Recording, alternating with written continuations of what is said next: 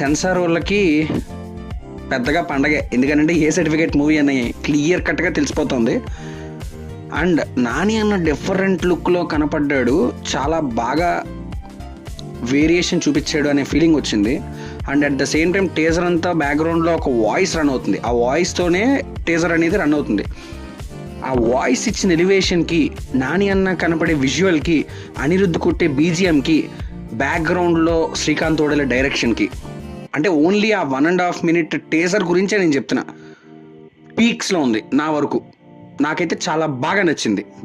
ఒక్కటే చెప్తున్నా, March 26, 2026 చూద్దాం, అప్పటిదాకా ఎదురు చూద్దాం.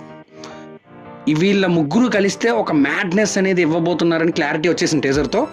సో ఇంకా అనవసరం టాపిక్స్ మనం మాట్లాడుకుని. అండ్ గుడ్ బ్యాడ్ అగ్లీ అని చెప్పి మన అజిత్ కుమార్ గారిది, ఆయనది కూడా ఒక టీజర్ రావడం జరిగింది. అది యూట్యూబ్లో